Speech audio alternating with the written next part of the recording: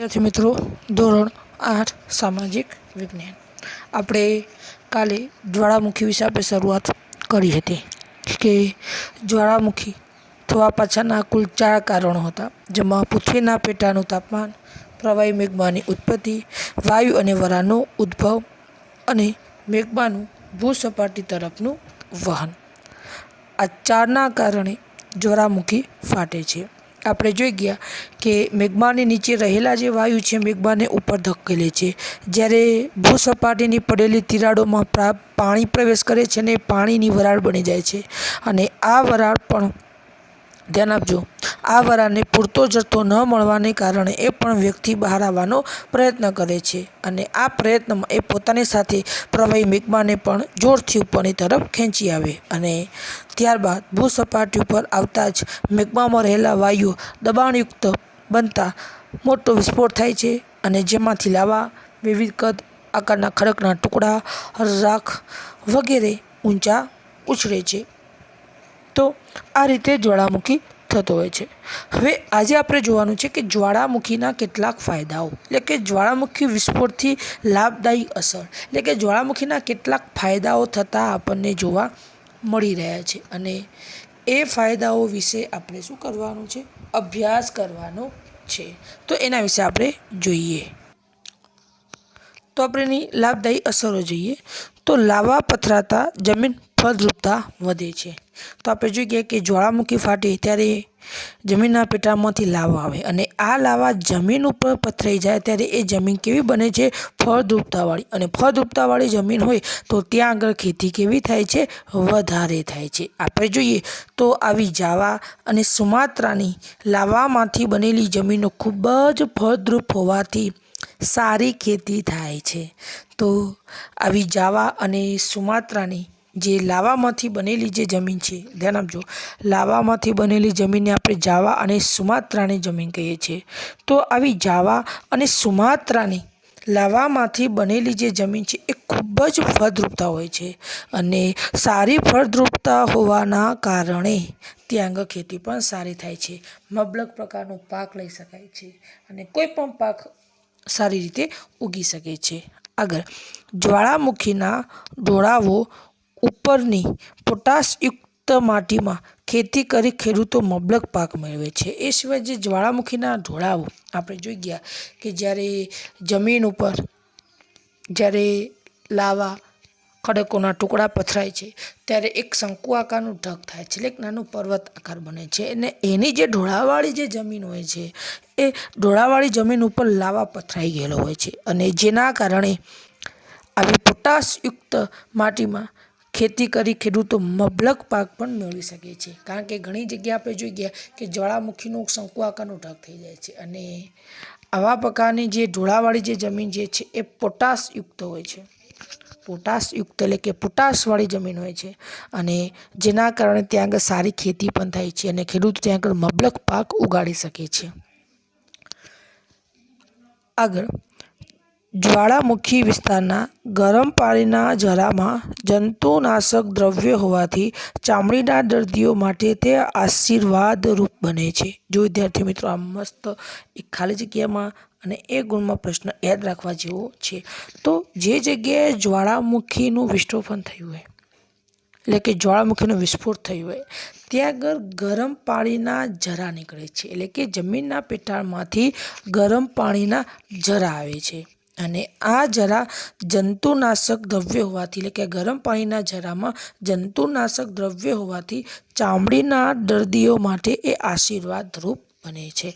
તો આપણા ગુજરાતની અંદર એ પણ ઉના છે, લસુંદરા છે, આવી અલગ અલગ જગ્યાએ ગરમ પાણીના ઝરા આપણને જોવા મળી રહ્યા છે, જે જમીનમાંથી બહાર નીકળે છે, ઓટોમેટિક પાણી બહાર નીકળે છે અને જે ગરમ હોય છે અને આ પાણી કેવું હોય છે, જંતુનાશક દ્રવ્ય હોવાથી. અને આવા પાણીમાં સ્નાન કરવાથી જે ચામડીના જે અલગ અલગ પ્રકારના જે રોગો થાય છે એ રોગોને આપણે દૂર કરી શકીએ છીએ, મટાડી શકીએ છીએ. તો ધ્યાન આપજો ખાસ કે જ્વાળામુખી વિસ્તારના ગરમ પાણીના ઝરામાં જંતુનાશક દ્રવ્યો હોવાથી ચામડીના દર્દીઓ માટે તે આશીર્વાદ છે. કોઈ જગ્યાએ ઉના આપણે જઈએ તો ત્યાં આગળ તમે પ્રવાસ માટે ગયા તો ત્યાં આગળ જે તુલસી શ્યામ કહીએ છીએ આપણે, ત્યાં ગરમ પાણીના ઝરા છે. જમીનમાંથી આપોઆપ ગરમ પાણી બહાર નીકળે છે. ત્યાં ભવિષ્યમાં કદાચ જ્વાળામુખી હોઈ શકે છે. એના કારણે કદાચ ત્યાં આવું ગરમ પાણી બહાર નીકળતું હોય છે ને, અને આવા ગરમ પાણીમાં સ્નાન કરીએ તો આપણને ચામડીના દર્દી હોય, એટલે કે ચામડીનો કોઈ રોગ હોય તો દૂર કરી શકાય, કારણ કે આવા ગરમ પાણીના ઝરામાં જંતુનાશક દ્રવ્યો હોય છે. આગળ આપણે જોઈએ, જ્વાળામુખીના કારણે પારો, એન્ટીમની, શીશુ, જસત, ટંગસ્ટન, કલાઈ વગેરે ધાતુમય ખનિજો થોડી જ ઊંડાઈએ પ્રાપ્ત થાય છે. હવે તમે જુઓ, આપણા જમીનના પેટાળની અંદર ઘણી બધી ખનિજો રહેલી છે, ઘણા બધા ધાતુમય ખનિજો રહેલા છે.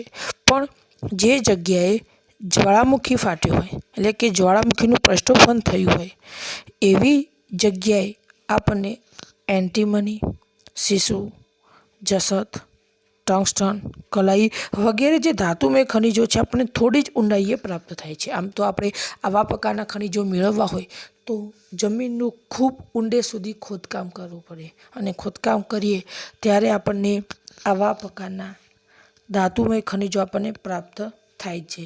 પણ જે જગ્યાએ જ્વાળામુખીનું વિસ્ફોટન થયું હોય, એટલે કે જ્વાળામુખી ફાટ્યું હોય, એવી જગ્યાએથી આપણને થોડીક જ ઊંડાઈએ, વધારે ખોદકામ કરવાની જરૂરિયાત પડતી નથી. એટલે કે થોડી જ ઊંડાઈએ આપણને પારો, એન્ટીમની, શીશુ, જસત, ટંગસ્ટન, કલાઈ વગેરે ધાતુમય ખનિજો જમીનની થોડી જ ઊંડાઈએ આપણને શું થાય છે? પ્રાપ્ત થાય છે. ધ્યાન આપજો, જ્વાળામુખી વિસ્ફોટનની લાભદાયી અસરો એ મોસ્ટ આઈએમપી છે, બરાબર છે. એટલે આપણે તૈયાર કરવાની છે. પરીક્ષામાં વારંવાર આ પ્રશ્ન પૂછાતો હોય છે. આગળ, જ્વાળામુખી નળીમાં લાવા રસ ઠરતા અને કાર્બન ઉપર દબાણ આવતા સમય જતાં તેમાંથી હીરા બને છે. ધ્યાન આપો, જ્વાળામુખીની નળી એટલે કે જે જગ્યાથી જ્વાળામુખી બહાર નીકળ્યો હોય, એવા પ્રકારની જ્વાળામુખીની નળીમાં લાવા રસ ઠરતા, એટલે લાવા રસ ત્યાં આગળ ઠરી જાય, ઠંડો પડી જાય, અને એના ઉપર કાર્બન ઉપર દબાણ આવતા, તો ત્યાં જે કાર્બન જે છે એના ઉપર દબાણ આવતા સમય જતાં તેમાંથી હીરા બને છે. હવે તમે જુઓ, હીરા કેટલા બધા કિંમતી છે, આપણને કેટલીય રીતે આપણને હીરા શું થાય? ઉપયોગી થાય છે. અત્યારે સૌથી મોંઘા હીરા હોય છે. તો તમે જુઓ, તો જે જ્વાળામુખીની જે નળી, એટલે કે જે જગ્યાથી જ્વાળામુખી બહાર આવ્યો એ જ્વાળામુખીની નળી કહેવાય, અને ત્યાં આગળ લાવા રસ ઠરતા, કે લાવા રસ ગરમ હોય એટલે ત્યાં ઠંડો પડી જાય, અને ત્યાં આગળ રહેલો જે કાર્બન છે એ કાર્બન ઉપર દબાણ આવતા સમય જતાં પછી એમાંથી ધીરે ધીરે શું બની રહ્યો છે? હીરા બની રહ્યા છે. અને એ હીરાને આપણે અલગ અલગ રીતે ઉપયોગમાં લઈએ છીએ. ત્યારબાદ આગળ આપણે જોઈએ, જ્વાળામુખીમાંથી ફેંકાતા ખડકોના પદાર્થોમાંના નાના પથ્થરો લાપેલી તરીકે ઓળખાય છે. ધ્યાન આપો, જે જ્વાળામુખીનું પ્રષ્ઠોપન થાય ત્યારે આપણને ખ્યાલ છે કે એમાંથી ખડકોના નાના નાના પથ્થરો બહાર નીકળે છે, જેને વૈજ્ઞાનિક ભાષાની અંદર શું કહેવામાં આવે છે? લાપેલી. પરીક્ષામાં એક ગુણમાં એવું પૂછે કે લાપેલી એટલે શું? તો જ્વાળામુખીમાંથી ફેંકાતા ખડકોના જે પદાર્થના જે નાના નાના જે પથ્થરો જે છે એને લાપેલી તરીકે ઓળખવામાં આવે છે. હવે આપણને એ થાય કે લાપેલીનો ઉપયોગ શું થાય વળી? કેમ આપણે અભ્યાસ કરીએ છીએ? તો આ લાપેલીને આપણે મનગમતો ઘાટ આપી શકીએ છીએ. આ લાપેલી જે છે ને આપણે મનગમતો ઘાટ, તમારે જેવા પ્રકારનો ઘાટ આપવો એ આપી શકીએ છીએ, અને એમાંથી આપણે કોઈ પણ પ્રકારની ચીજ વસ્તુ બનાવવી હોય તો બનાવી શકીએ છીએ. હવે પરીક્ષામાં પ્રશ્ન આવશે કે લાપેલી એટલે શું? આપણે યાદ રાખવાનું છે કે લાપેલી કોને કહેવાય છે? તો જે જ્વાળામુખીમાંથી ફેંકાતા જે ખડકોના પદાર્થો જે છે એમાં નાના નાના પથ્થરો હોય છે, જેને લાપેલી તરીકે ઓળખવામાં આવે છે. તો જ્વાળામુખી ફેંકાતા ખડકોના પથ્થરોના જે છે એને લાપેલી તરીકે ઓળખાય છે, જેને આપણે મનગમતો ખડકને સિમ્પલ ભાષામાં યાદ રાખવું હોય તો જ્વાળામુખીમાંથી ફેંકાતા નાના નાના ખડકો, જેને લાપેલી તરીકે ઓળખીએ છીએ, અને આ લાપેલીને આપણે મનગમતો ઘાટ આપી શકીએ છીએ. તો અહીંયા સુધી આપણે જ્વાળામુખીના વિસ્ફોટથી લાભદાયક અસરો જોઈ ગયા, એટલે કે જ્વાળામુખીના કયા કયા ફાયદાઓ છે એના વિશે આપણે જોઈ ગયા. અને જે પરીક્ષાની અંદર મોસ્ટ આઈએમપી છે, બરાબર, લાપેલી યાદ રાખવાનું છે ખાસ, કે જ્વાળામુખીમાંથી ફેંકાતા ખડકોના પદાર્થના જે નાના નાના પથ્થરો છે ને લાપેલી કહેવાય છે, જેને આપણે મનગમતો ઘાટ આપી શકીએ છીએ. હવે આગળની પ્રકોપો વિશે આપણે જોઈએ તો સુનામી. શું નામ છે? સુનામી. સિમ્પલી સુનામી શું કહેવાય? તો જે સમુદ્રની અંદર જે મોજા છે એ મોજા વિશાળ અને લંબાઈવાળા બને, અને આ મોજા જ્યારે સમુદ્ર સપાટી ઉપર આવે ત્યારે ભારે નુકસાન પહોંચાડે છે, જેને આપણે સુનામી કહે છે. કે સમુદ્રના મોજા ખૂબ ઊંચા ઉછળે અને ખૂબ લંબાઈવાળા બને, અને આ મોજા ધીરે ધીરે સમુદ્ર કિનારા ઉપર આવે એટલે કે કિનારાના વિસ્તારો પર ભારે શું પહોંચાડે છે?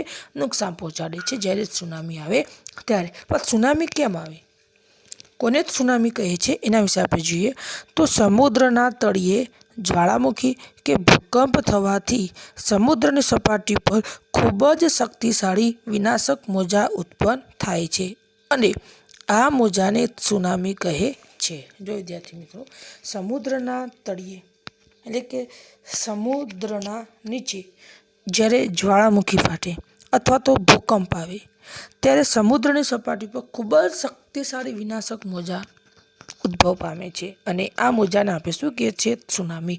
પરીક્ષામાં પ્રશ્ન પૂછાય કે સુનામી એટલે શું? તો સમુદ્રના તળિયામાં જ્વાળામુખી કે ભૂકંપ થવાને કારણે સમુદ્રની સપાટી પર ખૂબ જ શક્તિશાળી વિનાશક મોજા ઉત્પન્ન થાય છે, અને આ મોજાને આપણે સુનામી તરીકે ઓળખીએ છીએ. મેં તમને કહ્યું કે આ મોજા ખૂબ ઊંચાઈવાળા અને ખૂબ લંબાઈવાળા હોય છે, ને આ મોજા ધીરે ધીરે આપણા સમુદ્ર કિનારે આવે, અને એના કારણે સમુદ્ર કિનારાની વસવાટ કરતા જે વિસ્તારો છે, જે લોકો છે, એમને ભારે નુકસાન પહોંચાડે છે. આગળ આપણે જોઈએ, આ સુનામીના મોજાની લંબાઈ 700થી 1600 કિમી જેટલી હોય છે. હવે કલ્પના કરો, સુનામી આવે ત્યારે આ સુનામીના મોજાની લંબાઈ 700થી 1600 કિલોમીટર લાંબી હોય છે. એટલા માટે આ મોજા ધીરે ધીરે સમુદ્ર કિનારે તરફ આવી જાય છે, અને સમુદ્ર કિનારે ભારે નુકસાન પહોંચાડતા હોય છે. પરીક્ષામાં પ્રશ્ન પૂછાય કે સમુદ્રની અંદર જ્યારે સુનામી આવે ત્યારે એ મોજા કેટલી લંબાઈ ધરાવનારા હોય છે? તો સુનામીના મોજાની લંબાઈ 700થી 1600 કિમી જેટલી હોય છે. તો જે સમુદ્રની અંદર જે મોજા આવે છે, આ મોજાની લંબાઈ 700થી 1600 કિમી જેટલી હોય છે. પરીક્ષામાં આપણે યાદ રાખવાનું છે કે જે સમુદ્રની અંદર જે સુનામી આવે, આ સુનામીથી ઉદ્ભવ થયેલા જે મોજા છે એ મોજાની લંબાઈ 700થી 1600 કિલોમીટર જેટલી લાંબી હોય છે, એટલે કે 700થી 1600 કિલોમીટર જેટલા લંબાઈ ધરાવનારા આ મોજા હોય છે. આગળ, આ મોજા ખૂબ જ ઝડપી અને લાંબુ અંતર કાપનાર હોય છે. પાછા આ મોજા કેવા હોય છે? ઝડપી અને એકી સાથે લાંબુ અંતર કાપનારા હોય છે, એટલે કે આ મોજા ઝડપથી સમુદ્ર કિનારે આવી જાય છે અને ત્યાં આગળ પછી ભારે નુકસાન પહોંચાડતા હોય છે. આથી આ પ્રકારના મોજા કાંઠા પર ઊંચે સુધી ચડી જાય છે અને મોટી હોનારત સર્જે છે. તો મેં કહ્યું પ્રમાણે કે આ મોજા કાંઠા પર એટલે કે સમુદ્ર કિનારે આવે ત્યારે ઊંચે ચડી જાય છે અને ભારે હોનારત એટલે કે ભારે નુકસાન પહોંચાડે છે. આવું આપણે એટલા માટે કહીએ છીએ કે આજે ઘણી બધી જગ્યાએ સુનામી આવતી હોય છે. ખાસ કરીને આપણે જાપાનની આપણે વાત કરીએ તો 11 માર્ચ 2011માં જાપાનમાં આવા જ પ્રકારની સુનામી આવી હતી, જેના કારણે જાપાનને ભયંકર નુકસાન થયું હતું. આર્થિક રીતે પણ જાપાનને ભારે નુકસાન થયું હતું. હજારો લોકોની અંદર લોકો શું પામ્યા હતા? મૃત્યુ પામ્યા હતા. તો જાપાનમાં સુનામી ક્યારે આવી હતી? 11 માર્ચ 2011ની અંદર જાપાનની અંદર સુનામી આવી હતી. બીજું, સુનામી આવવા પાછળ ઘણા બધા કારણો છે, પણ મોટાભાગનું કારણ ભૂકંપ અથવા જ્વાળામુખી આવવાના કારણે જ સુનામી આવે, પણ અમુક સમયે વંટોળ કે ઝંઝાવાતથી પણ શક્તિશાળી મોજા ઉત્પન્ન થાય છે. વંટોળ એટલે કે વાવાઝોડું. તો ઘણી જગ્યાએ વાવાઝોડું આવે ત્યારે પણ શક્તિશાળી મોજા શું થઈ જાય છે? ઉત્પન્ન થાય છે. કેવી રીતના થાય? તો જ્યારે વાવાઝોડું શમી જાય એટલે કે તોફાન શમી ગયા બાદ મોજાનો આકાર બદલાય છે અને તથા ઊંચા અને લાંબી તરંગ લંબાઈના મોજા બને છે. તો જ્યારે સમુદ્ર કિનારે કોઈ વાવાઝોડું આવે, વંટોળ આવે અને ત્યારે પણ સુનામી આવી શકે છે, કારણ કે વંટોળ શમી ગયા બાદ જે સમુદ્રના જે મોજા છે એ મોજાનો આકાર બદલાય છે, અને આ મોજા ઊંચા અને લાંબી તરંગ લંબાઈ વાળા બને છે। આપણને ખ્યાલ છે કે જ્યારે કોઈ સમુદ્ર કિનારે વાવાઝોડું પસાર થવાનું હોય તો વાવાઝોડું આવે એ પહેલાં જ સમુદ્રના જે મોજા છે ખૂબ જ ઊંચા ઉછળવા લાગતા હોય છે। એના આધારે આપણને ખ્યાલ આવે કે થોડા સમયની અંદર વાવાઝોડું અહીંયાથી પસાર થઈ શકે છે। તો વંટોળ કે ઝંઝાવતના કારણે પણ શક્તિશાળી મોજા ઉત્પન્ન થઈ શકે છે। આગળ, આ પ્રકારના મોજા સમુદ્ર કિનારે પહોંચે ત્યારે નુકસાન કરે છે, તેથી આ મોજાને પ્રલયકારી મોજા તરીકે પણ ઓળખાય છે। તો સુનામીના જે મોજા છે એ મોજા સમુદ્ર કિનારે પહોંચે ત્યારે ભારે નુકસાન પહોંચાડે છે। મેં તમને અગાઉ પણ કહ્યું હતું અને એટલા માટે મોજાને પ્રલયકારી મોજા તરીકે પણ ઓળખાય છે, કારણ કે ઘણું બધું નુકસાન આવે છે। નજીકના વિસ્તારોમાં સમુદ્રનું પાણી ઘૂસી જાય છે। આપણને એવું લાગે કે આ વિસ્તારોમાં જેમ નદી વહેતી હોય એવા પ્રકારના દ્રશ્યો સર્જન થાય છે જ્યારે સુનામી આવે ત્યારે। આપણા ભારતમાં પણ 2004ના સમયની અંદર અંદોમાન નિકોબાર ટાપુની અંદર સુનામી આવી હતી। શ્રીલંકામાં પણ સુનામી આવી હતી, ત્યારે આવા જ પ્રકારના દ્રશ્યો સર્જાયા હતા। તો આ પ્રકારના મોજા સમુદ્ર કિનારે પહોંચે ત્યારે ભારે નુકસાન કરે છે, તેથી આ મોજાને પ્રલયકારી મોજા તરીકે પણ ઓળખાય છે। આગળ જોઈએ, કોઈક વખત સમુદ્ર કિનારે ઊંચી જગ્યા પરથી મોટા ખડક કે હિમશિલા એકાએક સમુદ્રમાં તૂટી પડે તેનાથી પણ પ્રલયકારી મોજા ઉત્પન્ન થાય છે। જો ઘણી જગ્યાએ વિદ્યાર્થી મિત્રો એવું પણ થાય કે સમુદ્ર કિનારે કોઈ ઊંચી જગ્યા પરથી ખડક એટલે કે કોઈ પર્વતનો મોટો ખડક તૂટી પડે અથવા તો કોઈ હિમશિલા એટલે કોઈ બરફની મોટી હિમશિલા સમુદ્રમાં તૂટી પડે તેનાથી પણ આ પ્રલયકારી મોજા ઉત્પન્ન થાય છે। તો ઘણી જગ્યાએ એવું થાય કે સમુદ્ર કિનારે કોઈ મોટો પર્વત હોય તો એનો ખડક સમુદ્રમાં પડે એકાએક કોઈ કારણસર, અથવા તો હિમશિલા એટલે કે બરફની મોટી શિલા એકાએક સમુદ્રમાં પડે તો પણ મોટા પ્રલયકારી મોજા ઉત્પન્ન થઈ શકે છે।